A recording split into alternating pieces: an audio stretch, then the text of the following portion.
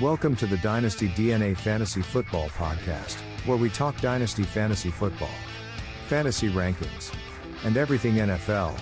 Join us and dominate your Dynasty League. It's in your DNA. And here's your host, TJ Blake.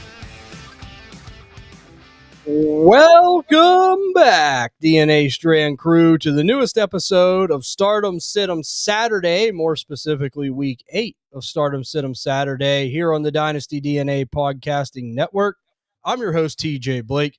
You can follow me over on Twitter at FFTJBlakeDNA.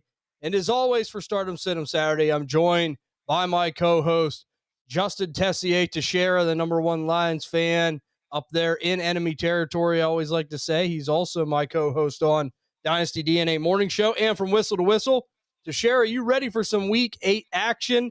You know, I don't know what was scarier, what we've seen in the past couple of days. Big Culture Bob getting ready to dive in the hot tub up there in Wisconsin, taking pictures, showing us what he's got going on, or the Minnesota beatdown that we've seen at the hands of the Los Angeles Chargers. I don't know. What did you think? What's more scarier to you? Probably that beatdown the Vikings took, because that looked like a team that got absolutely shell-shocked and the life sucked out of them before Halloween. They looked like the whole team was seeing ghosts. And Sam Darnold was just sitting at home being like, see, it's not just me. You guys see those ghosts too. You ain't afraid of no ghosts. But absolutely got a great show lined up here today. As everyone knows, the people that will be tuning in with us via YouTube, Twitter, wherever, you could ask a question. We will answer a question gladly, whether it's a start-sit question, whether it's a trade question, or whether it's just an NFL question, or just want to talk about anything football for Week 8. We're here to do that. We'd love to have you guys. It was all about. But we'll start it right out here hot to share a Week 8 Halloween special. Happy Halloween to everybody out there. Week 8, start of the week for quarterback. Who do you have for Week 8? I am picking Bo Nix versus the Dallas Cowboys at home, and this is going to be my perennial game for Bo Nix. This is going to be not necessarily his legacy game, but this is going to cement to me everything he's done positively for us at the beginning of the year for fantasy football, the performances he's strung together, and kind of putting a little bit of quiet for those down performances he's had. If he comes out at home, back-to-back games, and balls out, and then he does it against this Dallas secondary, which should be slim pickings. It should be low-hanging fruit, and you should take advantage of it. And either way you flip this coin, it's going to tell a lot of us of what to expect and what we should see from Bo Nix for the remainder of the season, because it's been like not quite Jekyll and Hyde, but to the point of where you do, when those low games hit, been really concerned about what your perception of his for you going forward in Dynasty. But if he hits here, man, I mean, you gotta keep rolling with him, I think, rest of the season. I think the Dallas is the perfect opponent at home. There should be no excuses for Bo Nix here after what he showed us against those Giants last week. Oh, yeah, and, you are right about kind of like the Jekyll Hyde type thing of, Bo Nix this season. The Broncos have just mucked it up with teams, right? Like they are, getting down there. They're getting gritty, and they just try to find a way to win the game. It don't got to be fancy. It don't got to be style points, but they are trying to find a way to win. It will be interesting to see how the Dallas Cowboys operate on offense, like against this Denver defense as well. Like, do they put enough pressure on Denver to make this a serious shootout game? Because you're absolutely right. Like, the Denver offense should be able to really rack it up against this bad Cowboys defense. So, like, if they take full advantage of it, can Dallas keep pace? Like, this could turn into a sneaky, really good shootout type of game. Anytime Dallas is really involved, we kind of seen that, right? Like, I mean, they can drop points. I mean, the problem is they can't stop anybody. And, I picked them in the upset in the Dynasty DNA Morning Show to beat the Commanders last week because I just figured, like, they can drop points. And I had questions if the Commanders could do enough to keep up. But, yeah, I think that Bo Nix is a great play. And, look, you got the two-way option with Bo Nix as far as fantasy points goes. You have the rushing upside. You have the passing upside. So I think that that's definitely a play I'd look at. So how many points do you put him on this week to share Bo Nix going up against the Cowboys here? I think I'll allude to what you were sniffing in with the whole Cowboys side of it. Is if we see the best of Dak this weekend against Denver and he really starts putting up points and it becomes like a 21-7 game, I think we can see the ceiling come out of Bo Nix and him having to be forced to throw the ball. I have a ceiling, not as high as I would like it to be, but probably 25 points. but that's counterbalanced by that floor. I think that floor is between 17 and 18, and I think he gets in the end zone both throwing it and rushing it. I think you're gonna have to see the full arsenal of Bo Nix against this Dallas defense. And I really want to preface that if Dak Prescott's playing his game and the Cowboys are putting up points, Sean Payton's going to look at him and be like, "Ball's in your hands. We need you to score. We need you to put up points." And I think that he's enough of a dice roll for you in your lineups this week that you got to roll him out there because if he's going to be big, he's going to hit big. Yeah, I mean, I tend to agree with you. So do you see do you think this could be a Cortland Sutton day as well this week?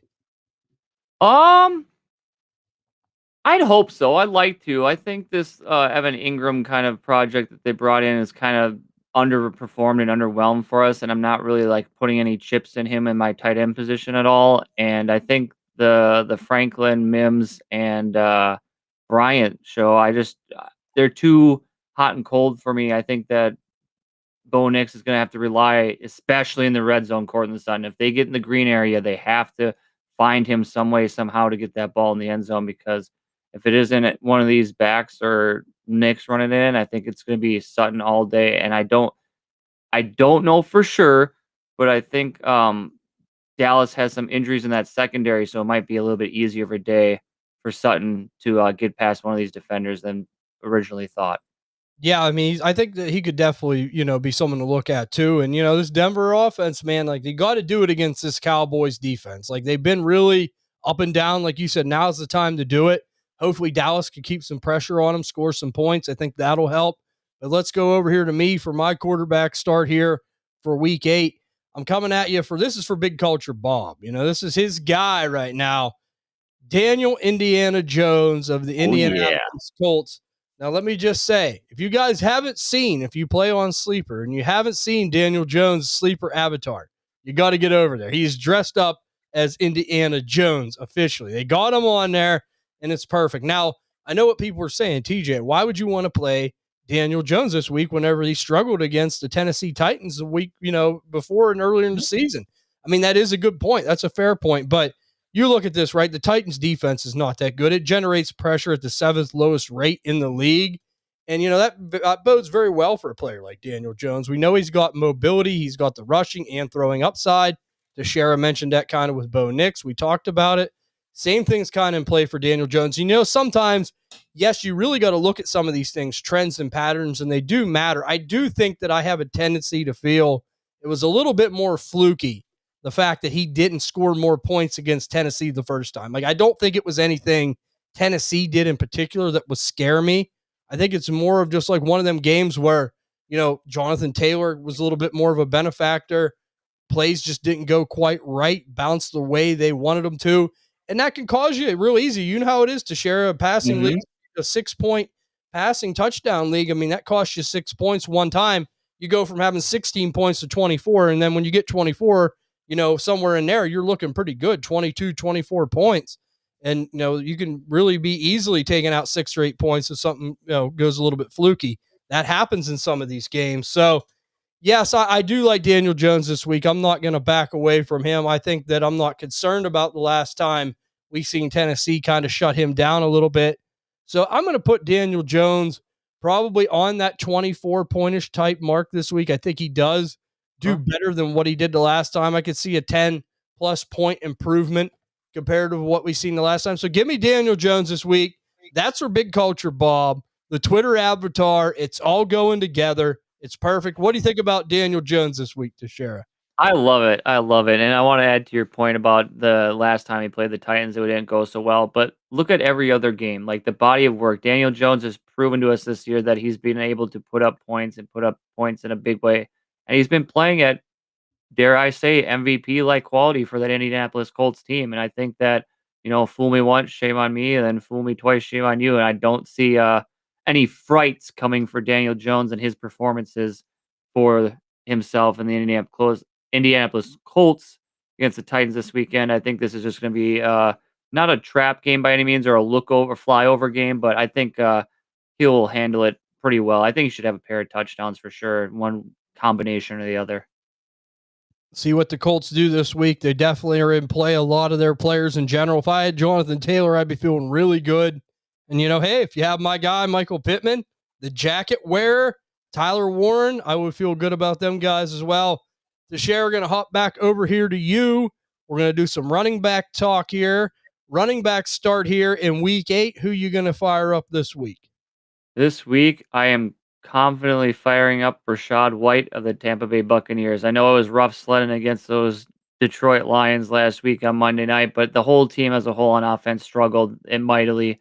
The Lions were just getting pressure. They were shutting down the run. They weren't allowing anything getting on the outside of the edges. So I think that with Emeka Ibuka coming back fully healthy, Baker's going to be wanting to play a little bit better than he did last week and want to like prove to everybody that, hey, I'm still in the MVP talks. I'm still the guy. You can still look at me.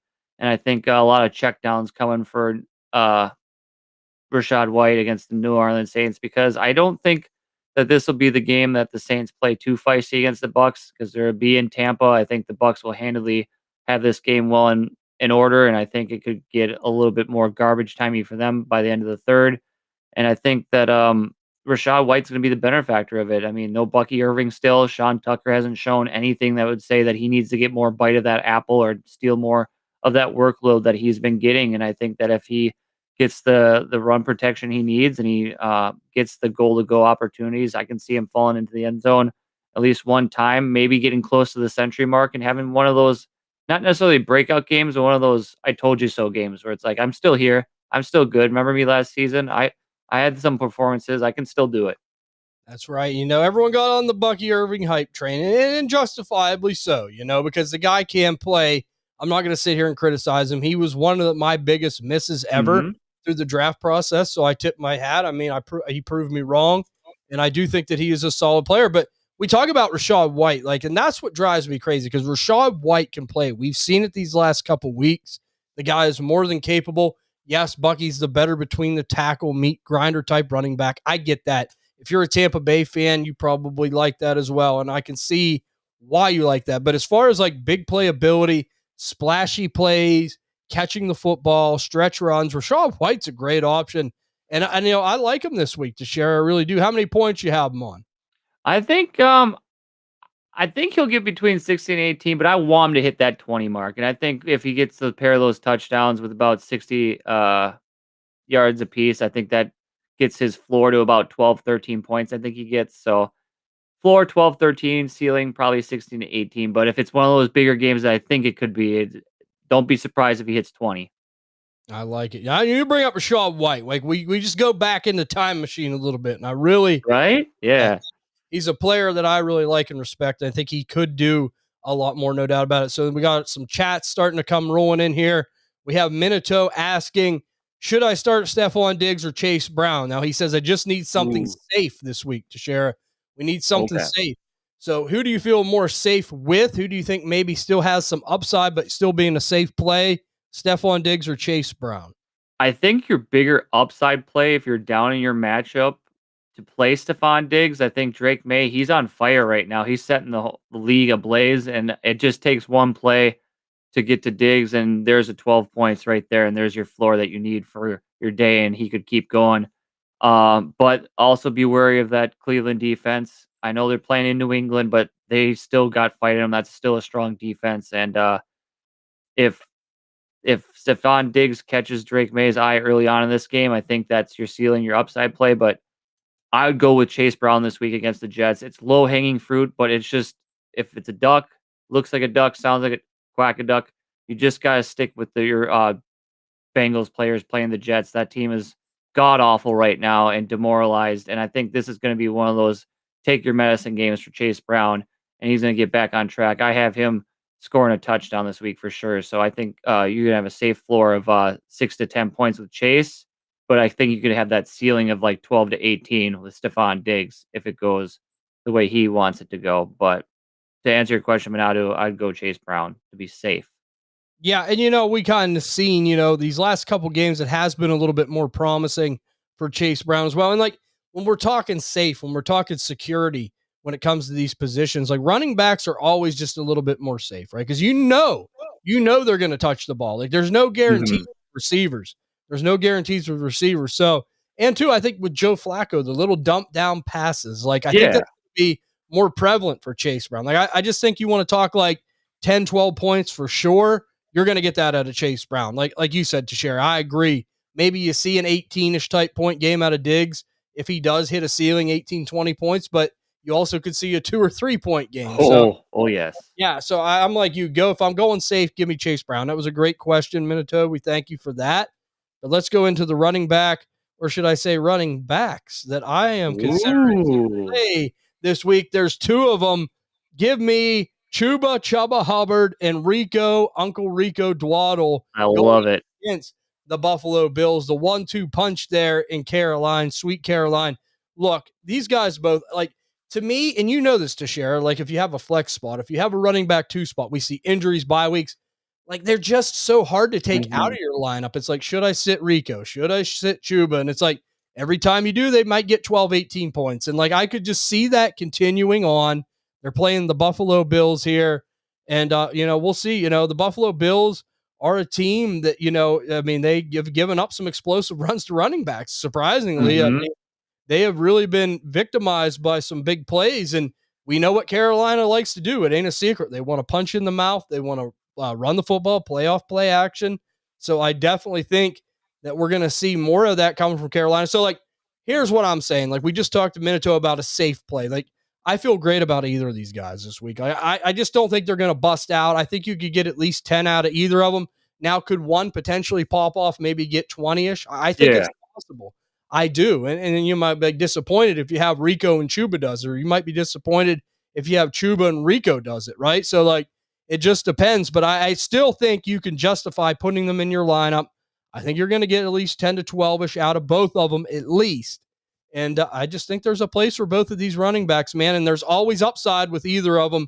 And I just think that Buffalo, giving up the kind of runs they've given up, we know how Carolina wants to play. I like it. I just feel good about either of them guys. So what do you think about the Carolina backs this week, Tashera?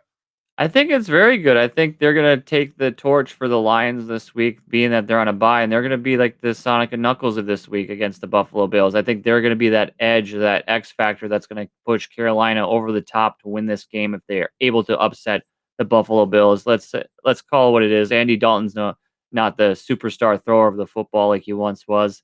I think he's going to play it safe. He's going to rely heavily on Ted McMillan to get the ball moved down the field and stretch. But if they get into goal-to-go situation, short yardage go, I like taking my chances with Rico Dowdle and Chuba Hubbard in my lineup, in my RB2, or even my flex spot. I'd rather flex one of them in my flex spot than one of these riskier wide receivers that we don't know what the variance is going to be for this week. Because I agree with you, like the floor for them is safe this week. I think they're going to get plenty of volume, and I think Dave Canales is going to play a little bit more smart and get Chuba Hubbard more involved. I have the edge to Chuba Hubbard over Rico Dowdle this week because I feel if the Panthers get any sort of control in this game, I think they're going to rely heavily on him, and him being another week back from injury, I think that's just all the more motivation of getting to see that performance of what Chuba has done for us in the past going forward.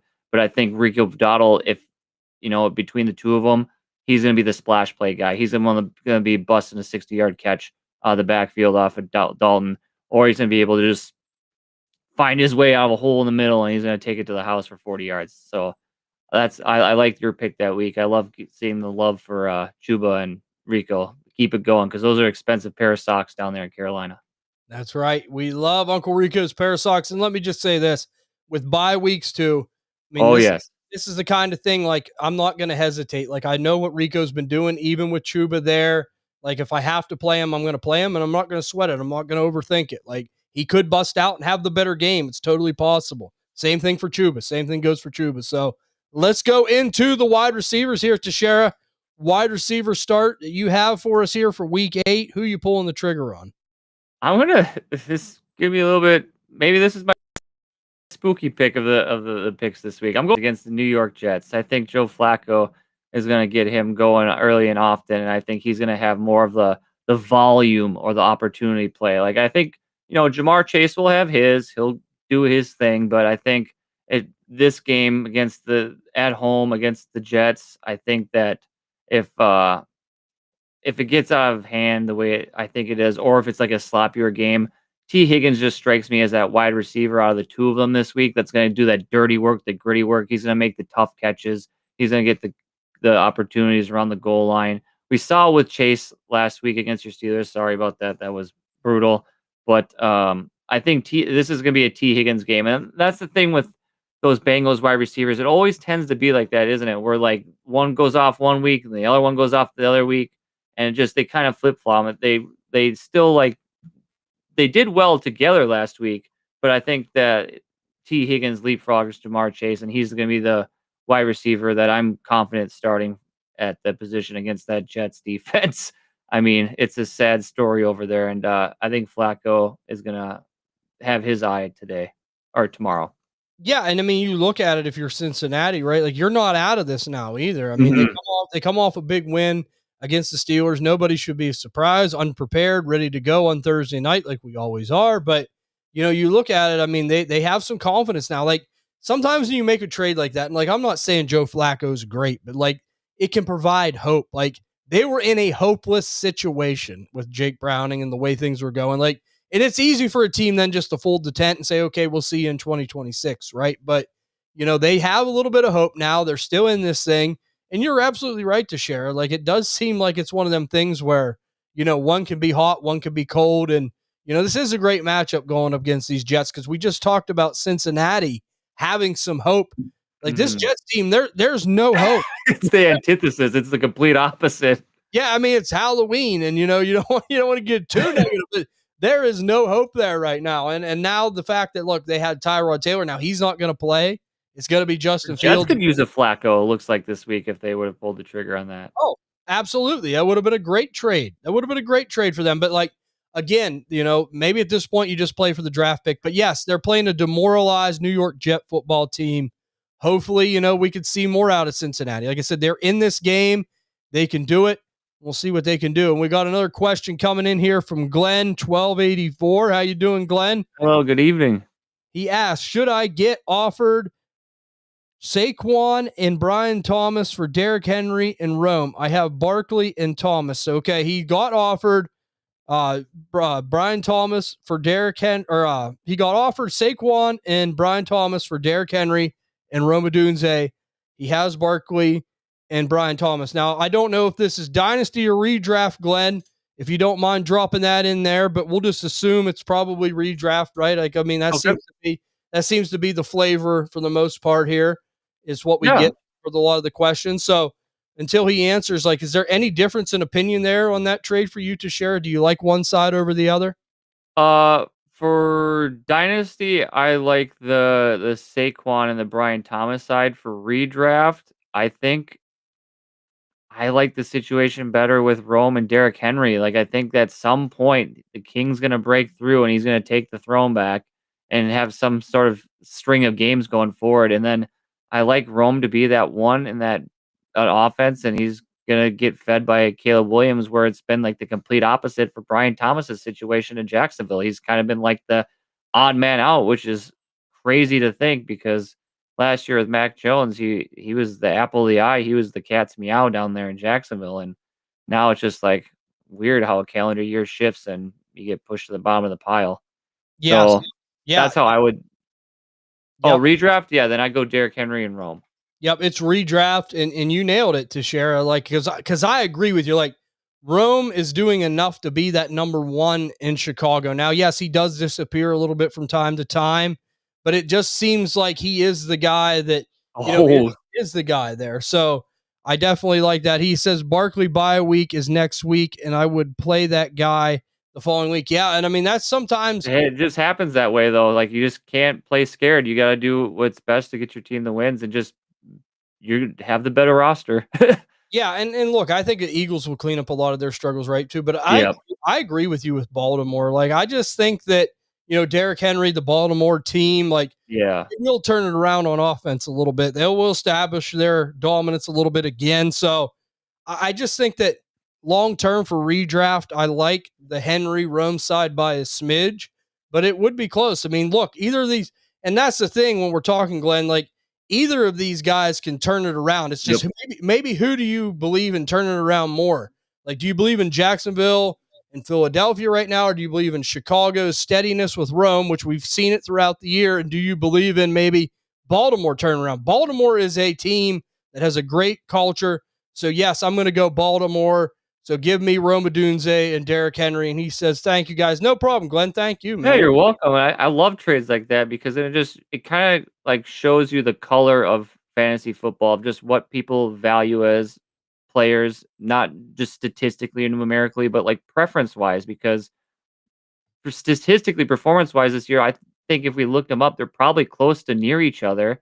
It just comes down to whether or not you believe in whatever pair of guys you do on this either side of the deal. And I think that's where it's going to come down to because I think by the end of the year, you could probably see them close to the standings next to each other when it's all said and done. Yeah, and you mentioned about Brian Thomas wanting out of Jacksonville, right? Mhm. Like, I mean, that it's getting to that point, and like it's going to be ugly. I don't see them making a move on him this year. It'll probably be in the offseason or next year. So if there's a Okay.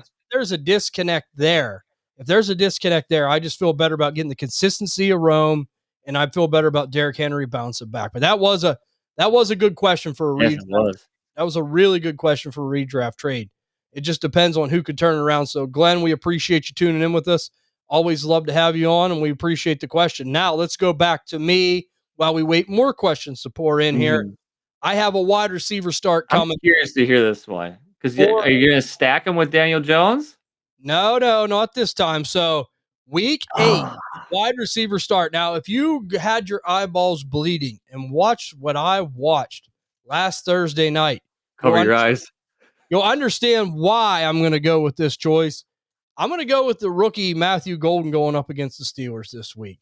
Because let me just tell you right now, the Steelers got exposed. Their secondary got exposed. I mean, they can't stop a nosebleed. And look, it's been inconsistent. Like it was surprising to me that they did as well against Cleveland as they did, but Cleveland didn't run the ball enough. I mean, they really didn't. If Cleveland would have tried to establish Judkins more, run them hard, I think that they would have might have been a different story in that game because our defense is getting exposed. It's not that good. And I just think that these Packers receivers, look, we always are hoping for a Green Bay receiver return, right? And I think a lot of people might get a little bit cold feet with Golden, with Christian Watson coming back. Look, I'm not worried about Christian Watson whatsoever. I mean, the guy is always injured. What's his snap share even going to look like coming into a game like this? I just think that, the slot's always the primary spot that we usually just get torched out of. The slot kills us. I've seen it time and time again. And I just think that this could be a little bit of a breakout game for Golden. I'm feeling it. I hate our defensive structure. I hate our secondary at this point. I hate our defensive line. We can't get pressure. So I would start a lot of Packers this week. I'm just being honest with you. So if I'm very wide receiver needy, now don't hear what I'm not saying. I'm not saying start Golden over my guy Michael Pittman. I'm not doing Oh, but I just know how it is. Like we try to help people with streaming options. We try to help people with lower bottom of the end options sometimes. And I'm looking at some of my teams. I'm playing him. I think he's going to have a solid game. I think he could end up with at least 10 points and with an opportunity of a ceiling of potentially 20 or more. So I, I, oh. I really like him this week. I think he could break out. So what do you think about some of these Packers options going up against the Steelers' weak defense, Teixeira? I would say they are solid gold, man. Like I think that this is 4D chess being played by Michael LaFleur as the head coach of being like, yeah, Christian Watson will be back. He'll be playing. It's just a decoy. I guarantee you he ain't gonna get anything more than probably 5, 6 points. Yep. I think what that whole announcement was for is to give the Steelers something like empty calorie fillers to look for to think, oh my gosh, we might get beat over the top by Christian Watson. But you nailed it right on the head. This is gonna be out of the slot football. This is gonna be Matthew Golden leading the charge, and this is gonna be his showcasing for why you guys need to have him in your lineups for this bye Mageddon coming up. He's gonna be that bye week fill-in. He's going to be that injury roster fill and that guy you can be confident in throwing out there as a Packers wide receiver. And I think Love is going to want to show something against his mentor there in Aaron Rodgers on the other side of the football. I think he's going to want to sling this thing. And I know I've gotten flack for it and other places about Jordan Love's deep ball and how he's been throwing it over 20 yards or whatever, but the connection with Matthew Golden is getting there. It's like how I preface this, like just give it time. A lot of these Packers wide receivers, if you look back in history, they're later bloomers. We want them to hit right away. We want them to be within the first 4 week studs. And that's not the trend of the case in playing fantasy. It's a lot of trends and patterns. And I think week 8 on, this is going to be one of these wide receivers in Matthew Golden that you're going to want for Dynasty to have going forward in your rosters next year, because he's going to be pivotal in filling your roster wide receiver room. And I think, unfortunately for Steelers fans, Mike Schnuty and Ty and UTG over here, it's going to be a little bit brutal on Sunday night watching number 0 throwing or getting post routes to the end zone from Jordan Love. But I think you nailed on it. I think this is going to, I'm not worried about Dobbs this week. I think it's a trap, unless if they get in real close and they're not running with Jacobs. He could get his like typical 5-yard touchdown pass that he likes to do. I think Tucker Kraft will have an okay game, but Golden's the guy to have. Like, I was pounding the table on Rashee Rice before he came back from suspension. Guys, like, get Golden while you still can, and like if he's on waivers and redraft, and if someone's just not believing him in a dynasty, throw what it takes to get him. You're gonna want him. Yeah, and I mean, look, Tucker Kraft's the other guy. Like, if I have him, this could be a mega Tucker Kraft game. I'm just going to tell you right now. Like, Josh Jacobs, Kraft singles, ball will be in love. But I mean, Tucker Kraft, Josh Jacobs, them type of guys are going to do some damage. And I think Golden is that sneaky guy that could come in and do it. I mean, look, we've seen Jamar Chase. It was slant routes and out routes. It was the simplest thing ever. Like, you knew it was coming, and we still didn't stop it. And this guy, like you said, the connection's building with Love. So, yes, I do think that it could be an ascending game for a Matthew Golden here against the Steelers defense. But let's go to the tight ends. Tight end that you have starting here in week 8, who are you going to go with, Teixeira? Yeah, I'm going to do it. Jake Ferguson of the Dallas Cowboys. I think that he's going to be the wide receiver or the receiving option in Dallas that you want. I think Dak is going to ease back in with CeeDee Lamb. He's got a week, but I think he's probably going to most than likely get the Pat Surtain shadow, which is legitimate. You have to be cautious for it. And I think that, I don't know, that sixth sense that Dak and Jake Ferguson have between each other is too sweet to pass up this week. I think that he's going to get 10 plus receptions from Dak Prescott. I think he's going to get over the century mark.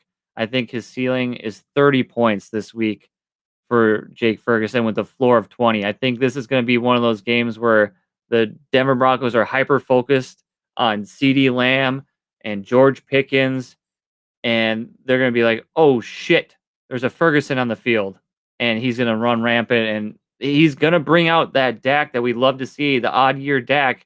And like with my start of the week for quarterback, Bo Nix, it's going to be the punching contest, the counter punch of like Cortland Sutton to Bo Nix to Cortland Sutton. It's going to be Dak Prescott to Jake Ferguson. They're going to be trading blows. And I bet you're tickled pink about it, but I got Jake Ferguson as my start of the week for the tight end position. He's going to be straight to the moon. Oh, of course I'm tickled pink about it. When we talk about Jake Ferguson, you know how I feel, Teixeira. And Can we drop the turd Ferguson after this game when he has a big game? Oh, Bob says he calls everyone's last name Ferguson that. But I'm like, Bob, you can't say that. Like, this guy was such a great buy, and we gave everyone advice on it, and I hope that they listen, because you could have got him for cheap.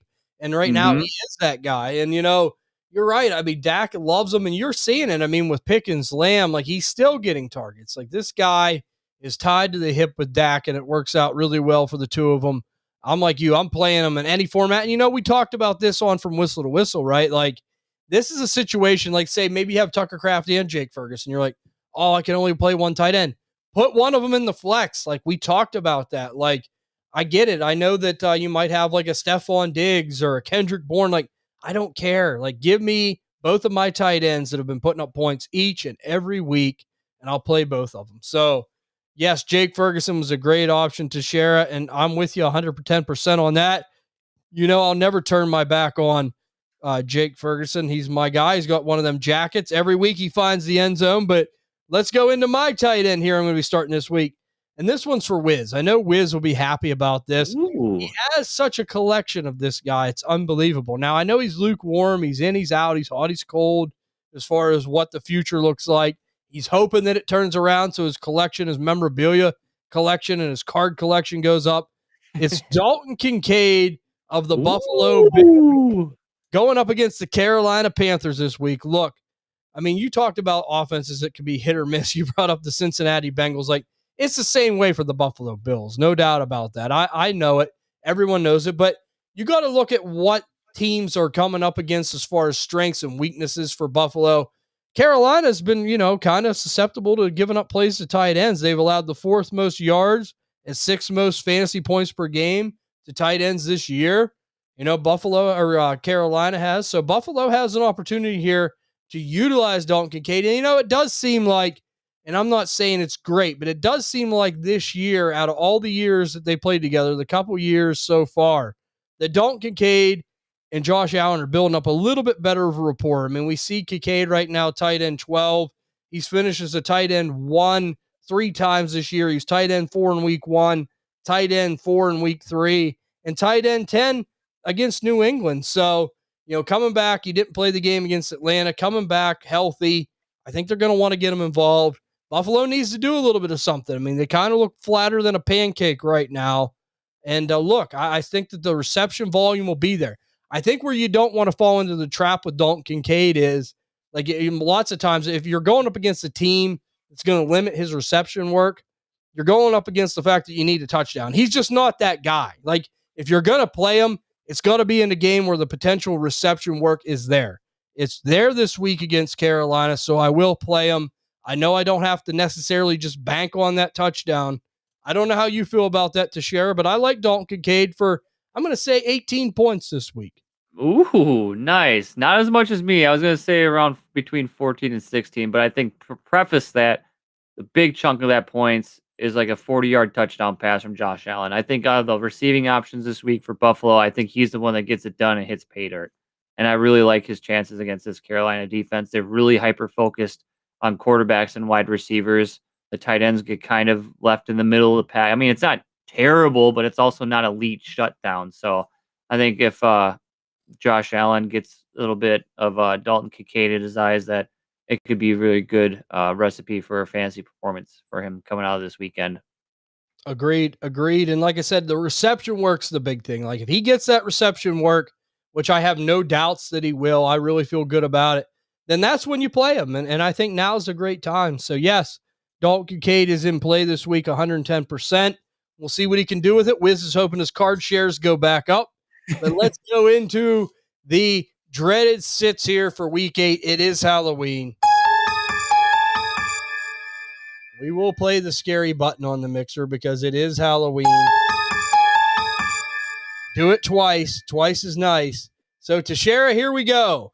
What do you have for a quarterback sit for a week 8? Who are you going to sit down? Yeah, I'm playing off of the twice as nice. I think you can guarantee Andy Dalton for 1+ interception thrower this weekend if you're putting your player pop bets out there. I think the Red Rocket is going to get a little bit humbled against that Buffalo defense, and I think that that dust is going to still be on that rifle. And I'm trying to avoid him. Don't get sucked into it. I know he's got Ted McMillan. He's got that Tommy Tremble and the running backs that you alluded to earlier in your starts of the week, but I don't see Carolina winning it on his arm. So I stay away from Andy Dalton. Yeah, I tend to agree with you, unfortunately. We're really down to the bottom of the barrel here with bye weeks, with injury. Like, some people might have to consider playing. Yeah. That's where we're at right now. And, like, there's guys that other people are going to be relying on. So, yeah, I mean, I'm with you here, Teixeira. Like, I mean, this is going to be a running attack for Carolina. There's no secret here. Like, if you have to play a guy like Andy Dalton, I think your best hope's like 12 points. Like, I think that's really your ceiling. Like, I think that's what, like, and that really limits you. There's other guys, like, would you rather play Kirk Cousins this week than Andy Dalton? Probably, yeah. As long as Drake London's healthy. Yeah, I agree with you because, look, they have more friendly pass options. Like, I mean, I don't love either of them, but I mean, if I'm on the wire scrambling to get a quarterback, or, if I have guys that are injured and I have a couple of these guys still on my roster, like, I'm going to go with him as well. I mean, would you rather play, some of these other low line guys? Would you rather play like Marcus Mariota? So, Ooh. I mean, like, that's where we're at. I mean, we're seeing a lot of retread. It's not even the Buymageddon yet. This is the precursor. Yeah, I know. And it's only going to get scarier. It is Halloween. But yeah, like, I'm glad you brought him up because I know there's some people that are digging for some bottom of the line type of guys. And yeah, I think I have to agree with you. I'm going to stick away from Andy Dalton. And, Teixeira said anytime interception. You guys got to turn into the dynasty. You got to tune in to the Dynasty DNA morning show because Teixeira has been nailing the prop bets. I've been nailing the pick 'em rounds. You know, All right. Wiz and Slim have been holding their own too. You know, just been a little bit on each side of the fence. But Teixeira has been the king of the prop bets right now. So you guys got to get over there, check out what he's going to say on those tomorrow. Now, don't start Andy Dalton. I agree. Let's go into my quarterbacks that I'm not going to start this week. Oh, more We double don't know. trouble. We don't know who the guy's going to be. It's going to be under center for this team. So if you have Brock Purdy or if you have Mac Jones, I mean, it's going to kill me because of some of the low-lying options that we talked about out there. But if you have now, don't hear what I'm not saying. Like if this is the best you have, I have no problem playing them. But if this is an option where I have a couple 1A, 1B choices, I can't play Mac Jones or Brock Purdy this week. Number one, if it's Brock Purdy coming off an injury, how effective is he going to be? We know rust is a big thing for quarterbacks. That's the one thing first overall. And the Texans have only allowed the third fewest passing yards this year and the fewest fantasy points per game to quarterbacks. Now, as bad as the Houston Texans have played, can you believe that they're allowing the fewest fantasy points per game to quarterbacks right now? Wow, that is astronomical. I know that they played the Seahawks pretty well last week because we watched that, but I was not clue they're on that much of a heater. Yeah, they've really been done demolishing quarterbacks from a fantasy perspective. So yeah, I just don't feel good about it, especially Brock Purdy. And you know it sucks because I have a lot of Brock Purdy, and it's like, man, you'd like to put him out there, but number one, he's going to be rusty. We don't know how it's going to go in his first start back. Then you got a tough matchup like this. Like this is the kind of game, bet the under. Like you could bet the under on this game. I think you could make some money, and I think that's almost a layup to me. So yeah, I'm going to stay away from those San Francisco quarterbacks this week, just based off the fact that the Texans have been sneaky good against quarterback play. And like I said, I love Brock Purdy. I think he'll be fine once he gets rolling, but if he does end up playing this game, I want to see what he's got first and foremost. So what do you feel about sitting down these 49ers, Teixeira? It pains me because I liked the chemistry that Mac Jones had with Kendrick Bourne and a healthy Kittle back 1 week removed from injury. Like your fantasy brain's telling you, like you gotta, start that. You gotta go with those guys because Houston Texans are a wounded animal after that beatdown they received from Slim Seahawks on Monday night.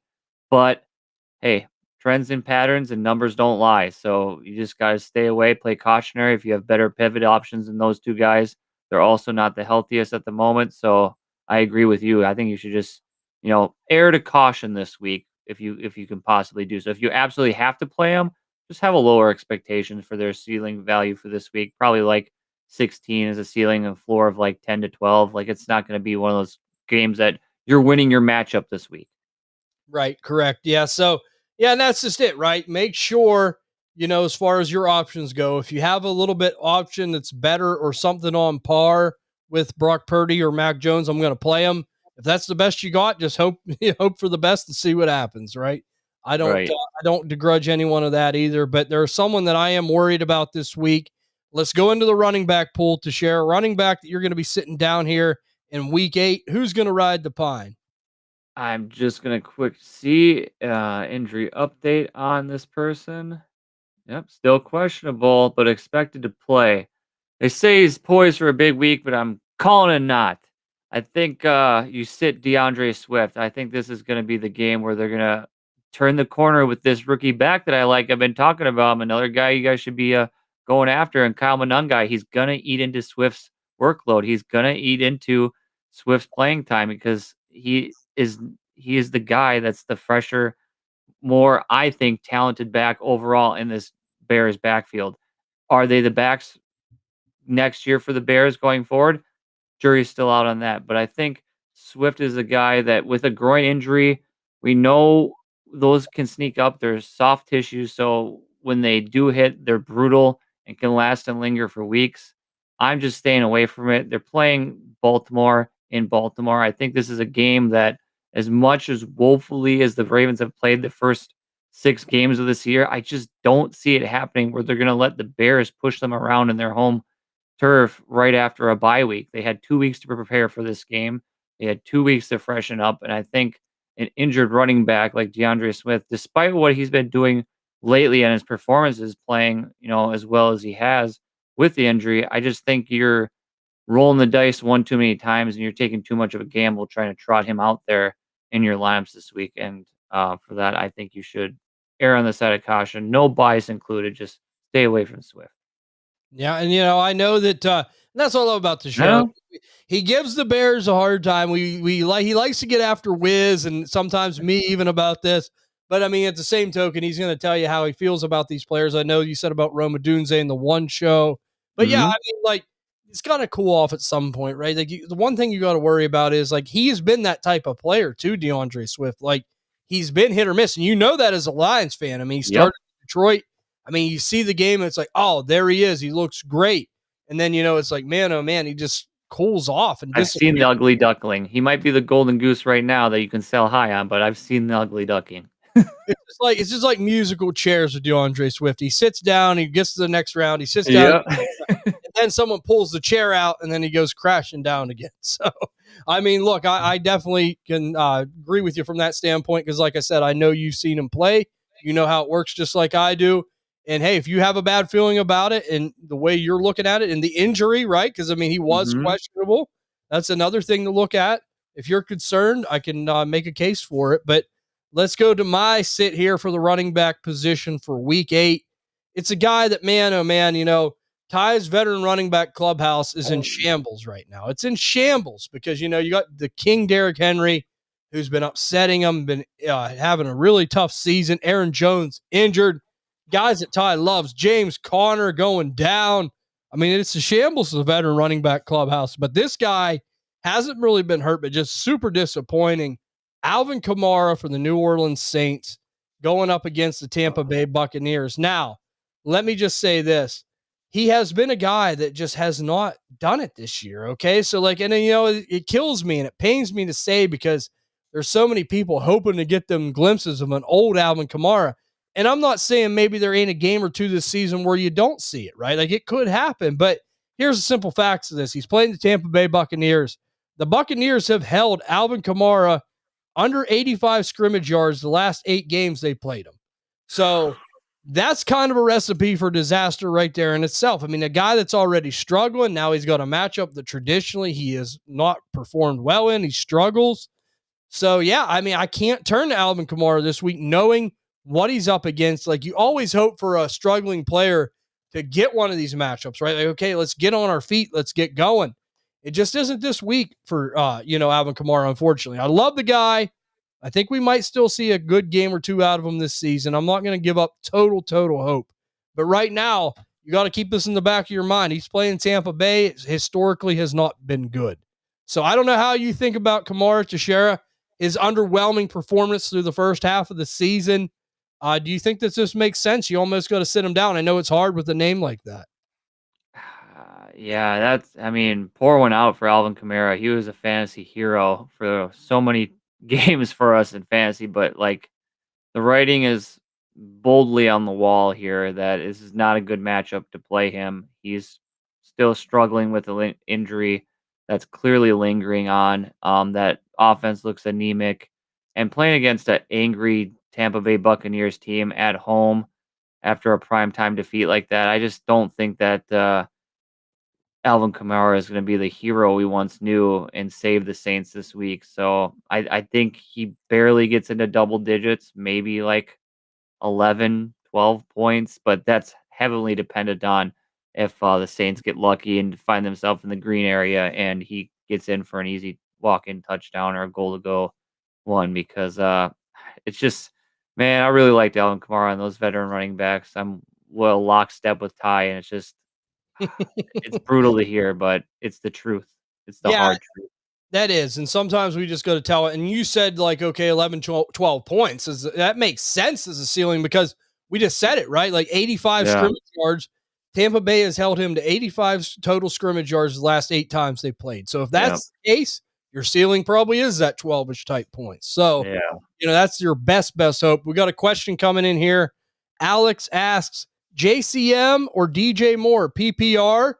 I don't know how you feel about this one to share. This is a good question, Alex. We hope you're doing good tonight. Thanks for tuning in. I don't know how you feel about this to share. Who are you going to go with? Man. This is tough. Couple Um, couple guys that have really, oh, struggled. Yes, Bob, I finally got a haircut. We're trying to help Alex right now. You're supposed to be on vacation, but go yes, back to the hair hot tub. hair looks good. The hair looks good. So, Bob, if you want to chime in and help to this question, Yeah, it's in fresh competition with Wiz there. He's our hair guy on the yeah, should network. do commercials with Troy Polamalu. That'd be great. Hey, Bob, so let me just say this. You can chime in too. Alex asked JCM or DJ Moore full PPR. So I don't know who you think. If you want to type in your answer, go ahead. But to share, I'm going to turn the floor back over to you. I It hurts me to say this, but I gotta stay with my strategy and my process when I put up my rankings this week, and I did it for a reason. I'm gonna start begrudgingly DJ Moore and hope and pray for that prayer ball finds him and he gets somehow into the end zone for some sort of a salvage dart. I think it's gonna be a low reception day, maybe sub 5 receptions, definitely sub 60. I think it's just gonna be the bottom of the barrel floor of flex play you could do for a DJ Moore performance. I'm not seeing any sort of ceiling with him, but the Kansas City Chiefs are a top elite run defense this year. It is hard to run against them. The Lions had a difficult time. Everyone who's played against them has had a tough time running the football on that team. We've already had question marks with JCM going into this game of having some of these more flatter performances. And with Marcus Mariota at quarterback and limiting that offensive playbook, I think that the Kansas City Chiefs will have a bead on these playmakers for the Washington Commanders, and they're not going to let uh, JCM beat them on the ground. I think they're going to stack the box on him. It's going to be a lot harder day, and I would try to pivot away from him if you could in your fantasy lineup, specifically this week, because I don't think you're getting a Monday Night Miracle from JCM if that's what you need. The safer option is to go DJ Moore with the expectation that you're not going to get a ceiling game, but you're not going to get as bad of a dud game as what you could get with JCM in your lineup. Yeah, and then Bob says JCM, and he said so slow, said it like 3 minutes before you could say it. Yeah, Bob, it must be that Wisconsin internet. Hey, oh It man. gets to share as well. But let me just say this. Bob says JCM, you say DJ Moore. I'm going to say DJ Moore as well. Now, I don't love it. And Bob even said, like, I prefer someone else. And, like, I agree with him. Like, and the bad thing is for Alex, maybe this is all he's got to throw in that spot, right? So, look, if it was me and it's them two choices, yes, I'm going to go ahead and go with DJ Moore here. And everything Teixeira said makes sense. We got to look at Washington right now. They're down to Marcus Mariota. I mean, if you can't throw the ball, you're going to run it. Like, I have my questions Yeah. there, right? Like, that's a big thing. I don't know how well effective that's going to be. And the simple fact that Kansas City just looks like a dang good football team. I think if you have JCM, you're just hoping on garbage time. That's your only hope. Yep. The Ravens have looked terrible on defense. And I'm like Teixeira, if DJ Moore can get something going, I think he can get it going this game. And considering it's full PPR, Yeah. he is the receiver. But yeah, I mean, I'm gonna go with Bob. Bob says probably YouTube. No, it's Wisconsin internet, Bob. So Yeah. we have Chris asking here. Hello, gentlemen. I have JSN. Is it time to move him? Okay, so Chris, we appreciate the question. Uh, Absolutely not, man. Like I can't stress this enough. Like the thing is, JSN has passed the test for me, right? Like here's the reason why. Like we've said many things about him, like, okay, can he do it without DK Metcalf? Can he do it with a Mhm. variety of quarterback play? Can he do it with this? Can he do that? We're seeing it back-to-back seasons, seeing With his a new validity. coordinator, because he got What's that? another new coordinator. He got another new coordinator this year. So Yeah. I mean, here's the thing, Chris. Like, if you're a bad team and you can get a super, super good trade, oh. like my attitude is everyone on my roster can be available, but for the Yep. right price. Like if I can get the right price, 100%. Now, as far as like me worried about JSN falling off of production, no, absolutely not. He's a top 5 dynasty wide receiver right now in my eyes. I mean, he's got to be, and we've seen him do it in the variety of things. Like Teixeira said, coordinator changes, quarterback changes. So, even Bob says no, he's not moving I'm JSN. gonna be devil advocate here and play off of what Slim was talking about on the deep dive. Like you could get an absolute haul if you're a rebuilding team in Dynasty with for JCN. Like the asking price has got to be just as high is what we've seen with Drake May for JSN, depending on how bad your team is for rebuilding now. If in redraft, no, you're absolutely holding on to this man for dear life to carry you through the playoffs into a championship mode.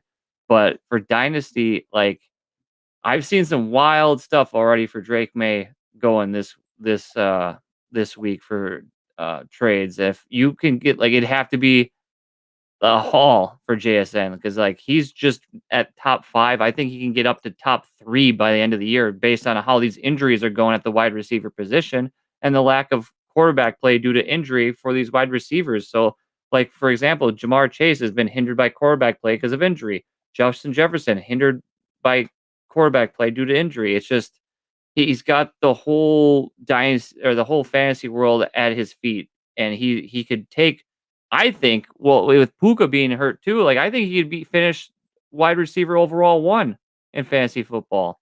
So with that aspiration, if you're trying to move him and sell him, you've got to put that into the reality of options of having. You got to get the right value for. Do not undersell this man. So let me say this, and I agree with everything you said to Sharon. Even Bob put in here, you got to get a player back dynasty that helps in the future. And I agree with Yeah. that.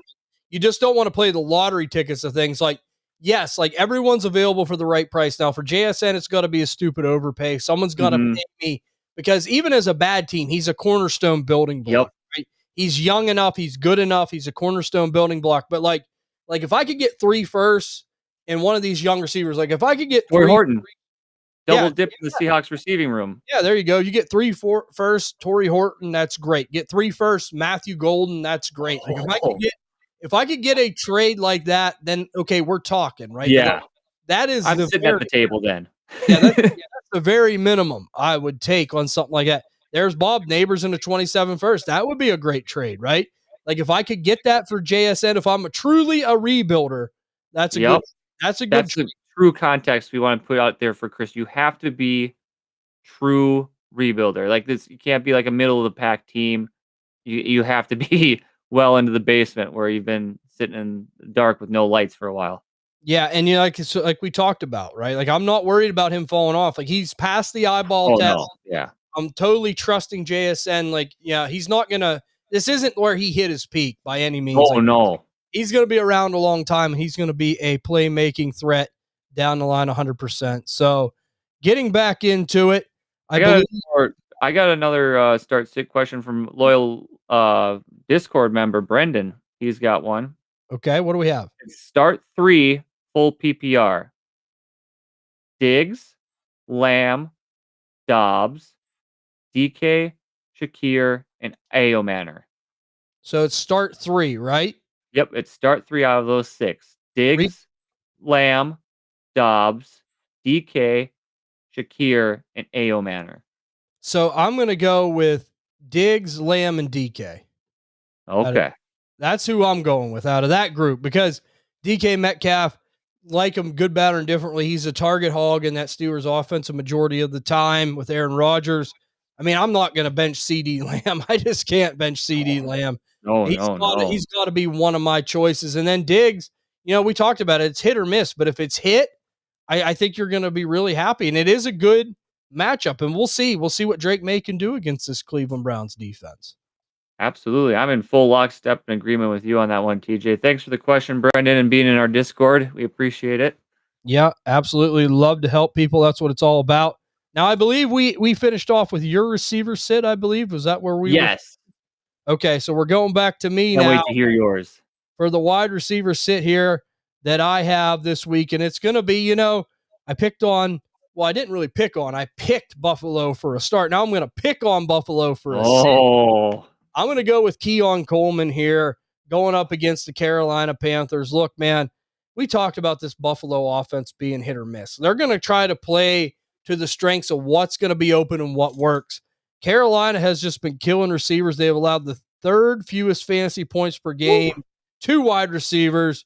And I mean, look, we know that, JC Horn, that guy's legit, right? Like, and I have a feeling that that's who Keon Coleman's going to see the majority of the time. Like, if I had Keon Coleman and Khalil Shakir, I feel better about Khalil Shakir. I don't love either of them, but I feel better about Khalil Shakir being his way to move around. Keon Coleman's a one-trick guy. Like, he is a strictly outside big X type wide receiver. I think that's going to really hinder him in a game like this, a matchup like this. And Bob says low hanging fruit. Yes, it is, Bob, but people are making these plays because of by getting here, and I'm trying to help them, right? Like this is what it's all about. Absolutely. But yes, if I had Keon Coleman, I'm not playing him. Carolina's been killing receivers. I don't trust him. He doesn't move around the formation enough. And I think that's going to hinder him in a game like this, Teixeira. I mean, you worried about some of these Bills pass catchers as well, outside of Dalton Kincaid? Absolutely. I think this is gonna be one of those low floor, no ceiling games from those wide receivers. You're banking on a touchdown and a couple of receptions. Like if the touchdown is like a 30-yarder, you're playing with house money there. But if you're not gonna be getting like 6, 7 receptions from these guys. It's gonna be like sub 5, and you're gonna hope and pray they get in the end zone. And yeah, Keon Coleman is someone I did not like through the draft process. I still do not like him. I'm not a believer in there, and I think he's going to be the reason why Buffalo is going to try to make a move for a wide receiver towards the deadline because they need somebody that they can rely and depend on to be consistent. And to me, Keon Coleman is not consistent enough to. I'll go even one step further. Starting your lineups rest of season, like I have to see more consistent play for me to trot him out there in my lineups, even though he's got arguably the best quarterback in fantasy right now. It's just like you're playing on two ends of the spectrum. You got the best quarterback in football for fantasy, and then you've got one of the worst wide receivers in fantasy right now. So Yeah, I tend to agree with you. I tend to agree with you. So Bob agrees. You know, he says Dalton Kincaid is the play this week. He's chiming in with the chat, interacting with us and the DNA Strand crew. Happy to have him on his vacation. the So camera's off, so we don't get to see him in the hot tub today. yeah, I mean that's just like sexiest man alive. That's we could turn that in. Bob would probably win it, no doubt about it. I mean, people be like all over that, 100%. But let's go into the tight end sits here, Teixeira. Tight end sit for week 8. Who is it gonna be? You got a little whiff of them. You got a little smell from me earlier when I was talking about the Denver Dallas game. I'm going Evan Ingram. I just don't think that he's going to be the tight end you're going to want to put in your lineups. I don't think that he's going to have a ceiling game much of. I think if this passing game operates, it's going to be through Cortland Sutton and with a flasher here and there, dare I say, a Marvin Mims splash play to shake things up, which is wild in itself to think of, but it happens. And I think that if that happens, Evan Ingram is the victim of that. I think it's going to be a sub 15 point, probably 12, 13 for a ceiling, but your floor is going to be like that's the ceiling, but the floor is going to be like 3, 4 points. I think that this is going to be one of those clunker games where it's just that Bo Nix is not finding them, it's not working with them, and he completely just goes dark on that area of the field. I know as well as Dallas's defense is playing poorly. Evan Ingram on the other side of the ball isn't playing as well to have confidence in him to ride him in this game. I mean, where was he last week against the Giants? I mean, everyone feasted and had a great game, and he was kind of a ghost. So this time of year, I don't want to look at ghosts in my lineup. I don't want to see the spooky stuff. So I'm trying to avoid that. So keep Evan Ingram out of your lineups for week 8. So you're not going to be seeing ghosts like Sam Darnold when you have Yes. Ingram in your lineup. Yeah. I mean, look, it has been disappointing, but really we talked about it at the open when you said about Bo Nix being a start this week. Like it's just been such a roller coaster for this offense. There really hasn't been too much consistency, and you hope to see it a little bit more this week. And it just seems like Evan Ingram's the odd man out, right? So, I mean, Yeah, unfortunately, because they invested draft capital in right, or was that a trade or was that a free agent signing? that was a free agent signing of it. Oh, okay. So yeah, they don't really have that much loyalty to him that to like force feed him like we got to get him the ball. Yeah. So Bob says, Okay, FYI, well, London is going to eat this week. There you go. Bob's going to put his all stamp right. of approval, a stamp of approval on Drake London. So we have some questions rolling in here from Jason. Yeah, now we're cruising. How Thanks, you Jason, doing? for the context too. That's helped so much, guys. Yeah, thanks for tuning in. We appreciate it. So here we go, Teixeira. We got a tight end question. Start one: Zach Ertz, Dalton Schultz, Mark Andrews, or Evan Ingram. You're aptly named Evan Ingram. You got to start one of them guys. Who you going with? Well, we know who I'm not going to. We'll just take him off the list right away. I think I'm going to lean Schultz. I think by just sheer necessity. Christian Kirk out. Xavier Hutchinson, what is he? Jalen Noel and Jaden Higgins against that 49ers defense. I don't think I'm going to see either of those rookies emerge to like threaten target volume away from him. And Schultz is just always a good tight end around the goal line to get fall into the end zone. Every once in a while, he finds his slice of cheese. So with Andrews, I think it's going to be more of a likely game this week than Andrews if one of those tight ends emerges. I know that likely was out of the picture for a while and he's coming back. I think just overall Andrews is kind of a fade for the time being until you see it. Like I would like to see a couple stacked performances or a little glimpse of something. So I'm gonna take just for the beneficiary of a broken wide receiver room with Nico Collins not there and Christian Kirk out. I'm gonna go Dalton Schultz. Yeah, I think I agree with you, Tashera. I mean, it's hard to say, right? Like, I mean, with some of them names on that list, but yes, Yeah. I'm going to go with Dalton Schultz too for the consistency. And like, I mean, if Jaden Daniels was playing, easily Zach Ertz for me, but Yes. Marcus Mariota is a guy that I just don't trust him throwing the ball. Like, we've never seen it good enough. I mean, There's a reason why he's on his 5th team or whatever it is. he's that college gimmicky kind of He's guy. an older version of Justin Fields. Yeah, he's always on the Heisman House commercials. That's the big thing for him, right? Like that's the big thing for him. So we have another question here at the top. I missed this one. Start one tight end. Oh, Ertz, starting Terry, Mason, Taylor, or Henry. So he's starting Scary Terry. He's got Zach Ertz. He's got Mason Taylor or Hunter Henry. Okay, so let's start right there. So he's got Scary Terry McLaurin in his lineup right now. So you could start a tight end, Zach Ertz, Mason Taylor, or Hunter Henry. So who are you going with out of the three there to share? Mason Taylor, Hunter Henry, or Zach Ertz with Scary Terry in the lineup? damn. I think I'm just gonna. Ooh, I love these tough ones. It makes you really consider a lot of things that you'd try to avoid normally in your roster decisions. That being said, I'm going to lean Mason Taylor just solely on the fact that if this game does become garbage time, he's more likely to find himself some salvaging points in the game, being the limited receiving options they have there with the Jets. Justin Field is playing; he's confirmed to be the starter this week, and with Garrett Wilson out, those rookies not emerging, Alan Lazard is gone. I think that.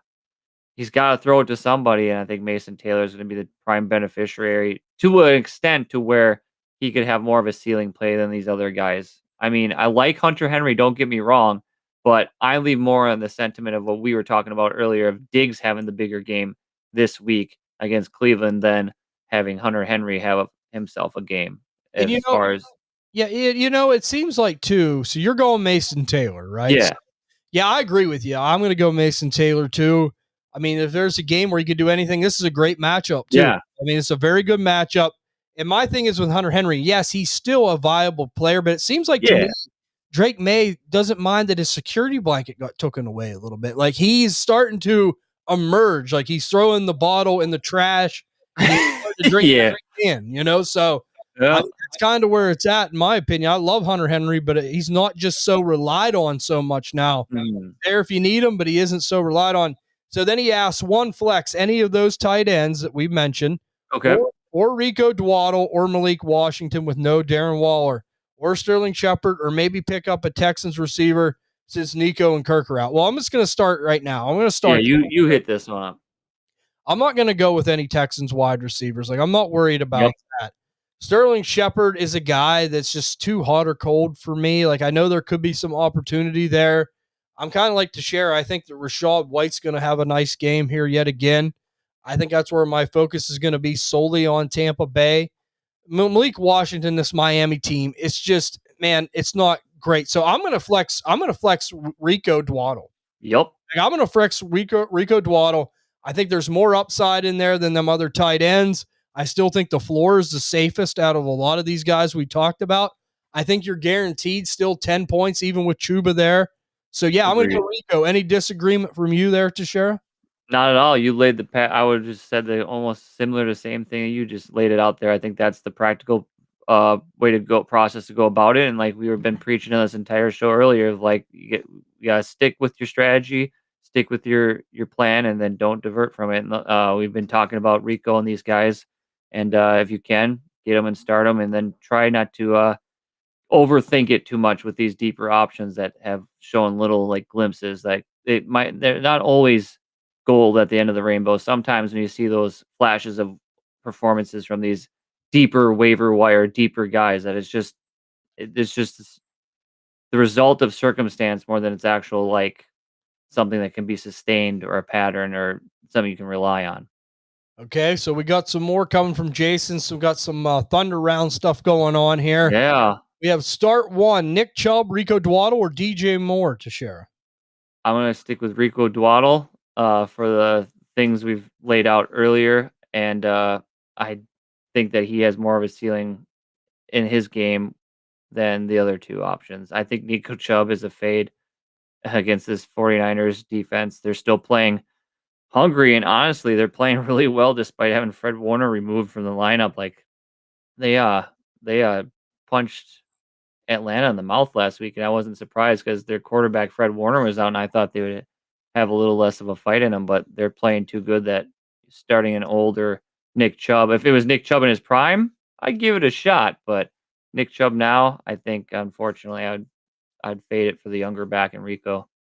Yeah, and I'm going to go Rico here as well. So that's a clean sweep on him. Look, here's my thing for Rico Dwaddle. Like, it's hard for me to take him out of my lineup until I have to, right? Like, that's where I'm at right now. And until I see something different, and I think DJ Moore has the potential. It's a great matchup, but man, we just haven't seen it. Nick Chubb's totally off the radar for me on that one. But we have Jason asking here, start one wide receiver slot, Shakir, A.O. Manor. Who are you going to start there in the wide receiver one slot? I will do Shakir on that one over A.O. Manor. I think Cam Ward's going to have more of a trickier day against that Colts defense again. And he's a rookie wide receiver. He's going to take his bumps and his lumps. But if we can start seeing more consistency from him, I would tend to give him more sentiment and leading him in the future. But right now, I'm going to go with the bread and butter, tried and true Shakir that I know that's going to have a safer floor of like 10 points than banking on A.O. Manor to get a prayer ball from Cam Ward. Yeah, I'm with you. Go ahead and give me Khalil Shakir there fairly easily. I still think he can get some points against this Carolina defense. Like we talked about earlier, a guy can move around. Then we have start one flex. One of these receivers or Rico, Tony Pollard. Okay, who do we have here? So we have to start one in the flex. You're going to start Rico Dwaddle, Tony Pollard, or A.O. Manor. Oof. Probably I'm gonna stick with Rico Dowdle on this one. I mean, yeah, if the Titans were any bit of a better team, I might lean Pollard, but it's just again the ceiling for Dowdle over these two guys is much higher, and it's kind of an easier pick for me. Yeah, and he said, or he could drop, one of his players and get a Texans receiver or double tight end with Ooh. Schultz. I just don't trust the Texans offense. I mean, it's been a bad throwing offense anyway, and I just don't know if I want to put that much stock on it. Like I said, I think Rico's safer than safe in that flex. Okay. I think he's got a floor. Like, there's no one out there that would intrigue me that much. He said he's scared of Rico because it's still 50-50. Yeah, I mean, that's the case, man. There's no doubt about it, Jason. But here's the thing. Here's the facts of it. Like, all it takes is one play. I know it's 50-50. Mhm. All it takes is one big run, but there's still going to be enough meat on the bone to get you that 10 to 12 points. Like, I still think it's there. Like, and who knows? I mean, it could be a Rico week. It could be, more of a Chuba week, but we see Detroit. I mean, do you bench David Montgomery a lot? Now, I'm not saying Rico, Chuba, or Gibbs and Montgomery, but when players are getting points, they're just hard to take out. They really are. I mean, until I see it go downhill, I just can't take them out of my lineup, as we mentioned. So we have KJ asking, better waiver pickup in play: Alec Pierce, Jahan Dotson, Troy Franklin, Xavier Legette, or Jalen Noel? So that's an interesting question, Tashera. I'm going to say it one more time. Better waiver pickup and play: Alec Pierce, Jahan Dotson, Troy Franklin, Xavier Legette, or Jalen Noel. If you had to pluck one of them guys off the wire and play them, who do you feel best about? I shockingly enough, would go Alec Pierce. I want to take the advantage of a deep ball.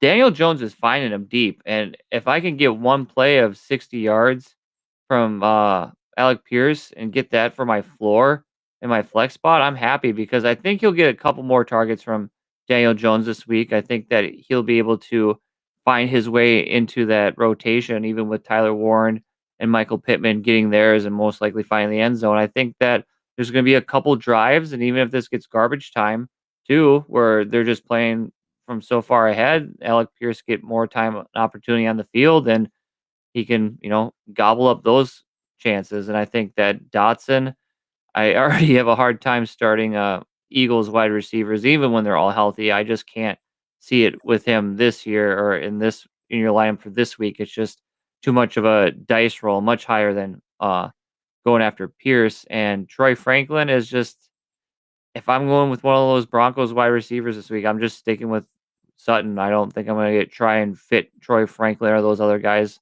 if I don't have to in my flex. And I'll go out to eat with Xavier Legette, but I won't start him in my lineups. So he's going to be on the out there. And I think Jalen Noel is okay, but I'm with you, TJ. I don't think I can trust any of those Texans wide receivers this week. Yeah, and it's a good matchup. And strangely enough, Alec Pierce has never been my cup of tea, right? He's like the bane of my existence sometimes. Like I always said, stay away from him. But in this case, I kind of have to agree with you to share the matchup's good. We've seen a little bit of a connection. And he's been a guy that's been getting right around 10 points. It's like, to me, when I see that, it's more, of a security thing. I know I'm going to at least get that. The rest of them guys are just super boomer bust, and that's all you're hoping for. So, KJ, go ahead and give me Alec Pierce as well. I think that I'm going to put my faith in him there, and I agree with Teixeira. And he also asked, KJ, is it time for me to cut ties with Henderson for a player I could actually use right now or hold on to him just in case he breaks out eventually? So, okay, now this is redraft he's talking, right? This isn't dynasty. So, is this sometime in your mind to cut ties with Henderson here? We've seen it kind of go up and down with Mike Vrabel. Where are you at with that, Teixeira? All right. Redraft. I think I'm going to have to pull the plug. For Dynasty, if you're putting him in, it is Dynasty? No, it's redraft. It's redraft. It's redraft. Then I would have to make room at this point for somebody else at the running back position in my lineup. If it's a shallow bench. If you have a deeper bench, I'm just holding. Just hold. Just hold. Because the injury bug is still going through this season. And if anything were to happen to Stevenson, he is immediately elevated into that running back one spot with high upside in that offense with Drake May operating the helm and having PPR value as well. So with that sort of context, like more times than not in redrafted shallower benches. So I say move on from him at this point. But if you can afford it on your bench for the time being, I say hold. That's where I'm at. I would not cut him if it's a deeper bench, but I understand if it's shallower and you have to, then yeah, you have my blessing. You can cut Henderson and it hurts. Yeah, and redraft it does hurt, right? And maybe you have to make one of them tough decisions, but try to make sure you can get a player that truly can help you and let someone else take that gamble. But we've seen it. Like Mike Vrabel this year has not proven to us that he's going to take Ramondre Stevenson off the field. What else has to happen for him to take him off the field? So in redraft, right now as it sits, I don't mind anything like that. Them options are all on the table, but make sure you can get a player that can help, because if you do trade him away and he takes off, you're going to feel really bad about that if you didn't get much back just to get rid of him, right? Make sure you get a player that you've helped. And if he does have a couple decent games, that'll make the, ache of it go away a little bit less. So I agree with you, Teixeira. Now I think that I'm going back to my tight end sit here this week. Yep. And, we had Big Culture Bob on saying, he always sits Kyle Pitts. I saw that. He always sits Kyle Pitts. They're not playing Tampa Bay this week. They're not. Yeah, that's right. So he's not even on the radar for Bob. So Hunter Henry, we just talked about it, right? So, we were talking about Hunter Henry. going up against this Cleveland Browns defense. Number one, this is a tough defense to go up against, no doubt. And we talked about Drake May taking the ascension, right? Like, it's not like it's the worst matchup in the world for Hunter Henry, but he's been kind of ghosted in this offense the last few weeks. Yep. Drake May is starting to take the big boy steps. He's throwing the ball down the field. He's throwing the ball on the outside. He's got it going on right now. Kayshon Boutte has his eye. It seems like Diggs is starting to come along a little bit nice with him on a connection. So it ain't all about Hunter Henry anymore. Like, Hunter Henry's a good guy, but he's a guy that has to be volume dependent or a touchdown. And that's all you're hoping for. This is a tough matchup. I just think I'm going to hold my horses on him this week. Not saying he might not be in play in another week, but this week is just too tough for me. So I'm going to sit Hunter Henry down, and hopefully we can see this, New England offense continue on the ascent. That's what we all hope for. So JC Reyes is here. Evening, fellas. Good evening. Good evening, man. Hope you're doing well. For running back 2, half PPR redraft. So this is his running back 2 slot. Isaiah Pacheco, Rico Dwaddle, or Woody Marks. We're getting a lot of Rico questions here tonight to share. I love it. I love this man getting attention. He single-handedly brought me to the championship in a lot of leagues for fantasy, and I love that he's getting the love on the Panthers, and I love that he's getting this attention for fantasy because it tells me that he's doing something right. He's being relevant because I know in redraft league, over the majority of you guys didn't even draft him. You got this guy off the waiver wire. I was one of the few people who at the back end of my redraft leagues put him in my stash for my rosters, and I love it. I'm sticking with Dowdle here. I like him. Pacheco, I've tried in the past to fit him in my lineup, but I've only ever been burned. He's at like Jalen Waddle level despise for me in lineups, and I think that he is a fade rest of the season. I don't want to try to play that dice anymore. And Marks, I mean, I like what he was able to do with Seattle last week. I felt it was a little garbage time, a little fluke. I don't know if that was like sustainable, what he was able to do, or if it was just circumstance. So if I have to choose between who falls in the end zone between Dowdle or Marks, I'm going to lead Dowdle. Okay, so I'm with you. Give me Rico, Uncle Rico's pair of socks. We continue to talk about it. This guy has, just like I said, until he gives me a reason to take him out of my lineups, JC, I can't do it. Even last week, 12-ish type points. That wasn't a bad performance. I mean, good, bad, or indifferently, it was solid. Keep me with solid. Them other guys are just too hit or miss for me. To share, here we go. We're going into the Dabble Fantasy Start of the Week and the Dabble Fantasy Sit of the Week, brought to you by Dabble Fantasy. As we all know, Dabble Fantasy sponsors Dynasty DNA. Use that promo code DNA4. And as a first-time user, you get $10 in free play. You got to go over there and try it. Get your Dabble on with the Dynasty DNA crew over on Dabble Fantasy. Dabble Fantasy Start of the Week, Tashera. Who is it going to be? I'm going to air some grievances on the recent deep dive, and I'm going to go show you who I'm starting this week. For the He's got props. You got props here, like player props. We're going number 10, Jordan Love. Fire him up in your lineups this week against the Pittsburgh Steelers in prime time. We talked about it earlier tonight. You got Matthew Golden's breakout star-studded game upcoming. You got Tucker Kraft, always a threat. And I wouldn't be surprised if, Josh Jacobs does his thing out of a backfield and take a screen pass from Jordan Love to the house. I like just the narrative, too, behind this. He's playing against Aaron Rodgers, the guy he sat behind for a while. It's under the lights. It's in Pittsburgh and his home turf. And I think Matt LaFleur and Jordan Love have the moxie to kind of give the Steelers hell this weekend. And I think that you should confidently start Jordan Love as the start of the week for Dabble Fantasy. Yeah, I mean, it pains me to say, but we know how things work. Like, I've been hearing you guys talk about, like, if the Steelers can't stop an open lead in the run game, and now because for whatever reason they can't do it in the pass game. Yeah, and that's it. Like, we're gonna see it. Like, this is this time the Steelers with the wheels come off. Like, I just know it. We see it. The schedule's gotten tougher, and we're gonna fall right into that trap yet again. It's like 2024 all over again, right? So, yes, I agree with you. I think it's a good play to share. Jordan Love. And, I'm going to go with a quarterback for my start. Ooh, I like it. Well, give me Drake Mayday for the New England Patriots. Now, I'm going to tell you right now, like, this guy is caught the eye of everyone, the apple of the eye of the dynasty community. Bob told Slim, You going to apologize to Drake May, Slim? Bob thinks he needs Still to. waiting on the apology. Yeah, he needs to get an apology into Drake May because he looks great. Bob, Ty, all of us at the Dynasty DNA crew, big Drake May believers, supporters, we're happy to see he's doing what we felt like he could do. I mean, he even took a little bit faster of a step than I thought. I was a believer, but he's even going a little bit further along than I thought. Now, I know it's a tough matchup going up against the Cleveland Browns. We kind of touched on this when we talked about Hunter Henry, but look, man, the Browns have been giving up good passer ratings to quarterbacks, and we see Drake May coming in with confidence, slinging the ball around a little bit.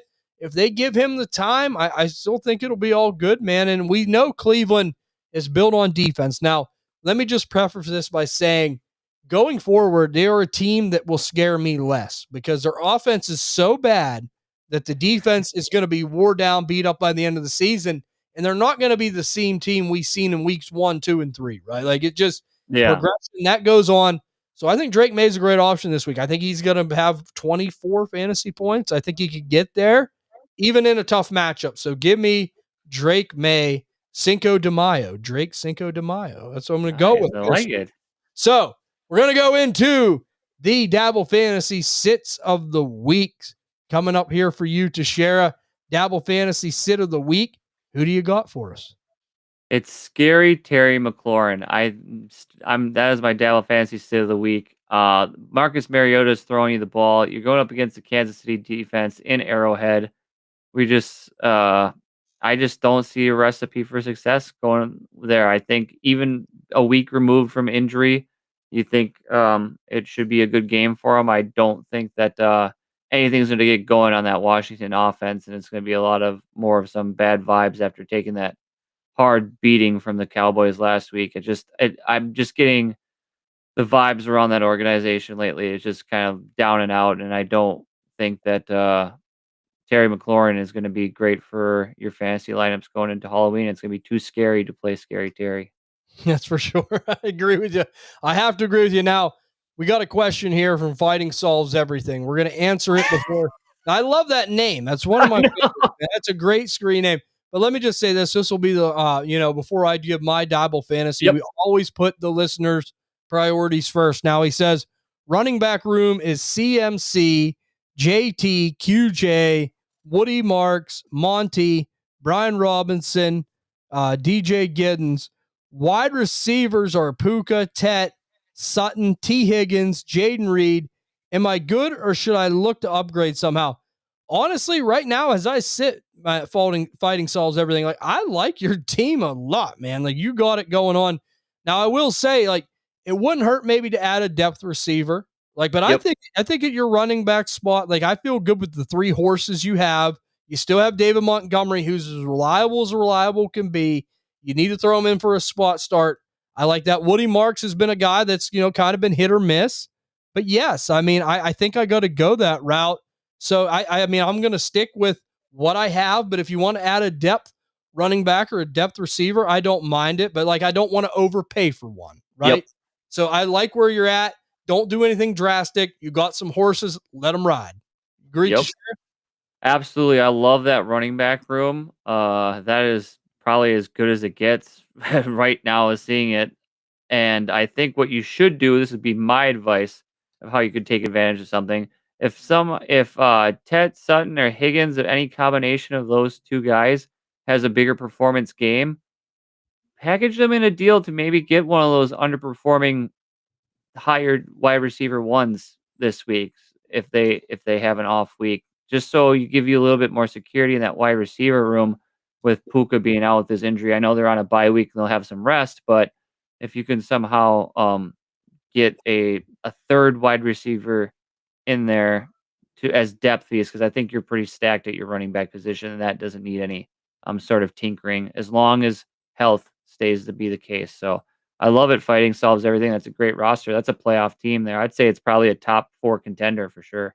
Oh, yeah. Yeah, as long as everything goes right. But, yeah, you got the horses. Like I said, try to ride them to the finish line.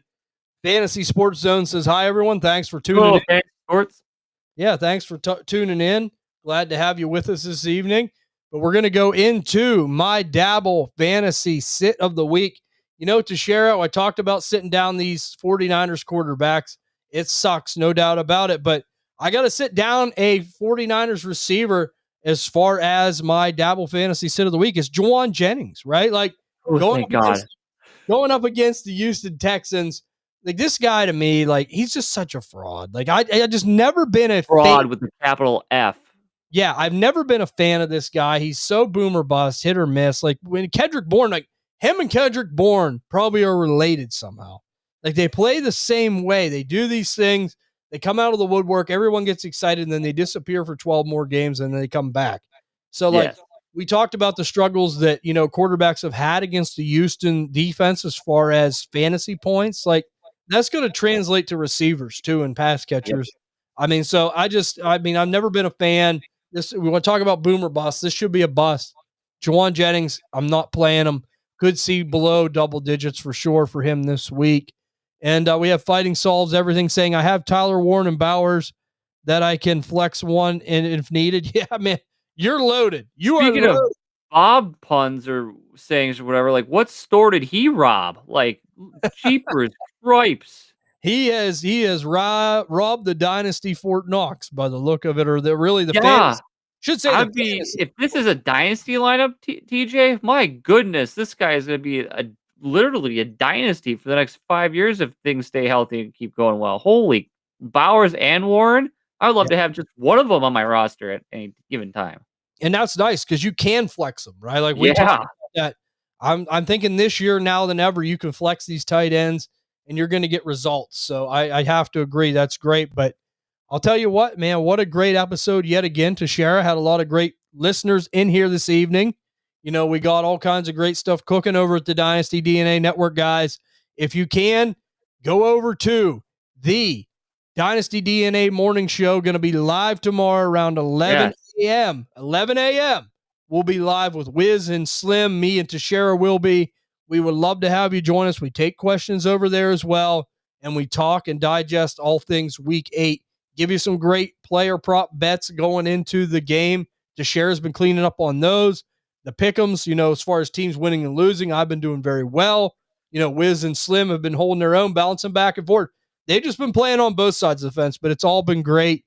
But yeah, man, it's been awesome. We'd love to have you over there.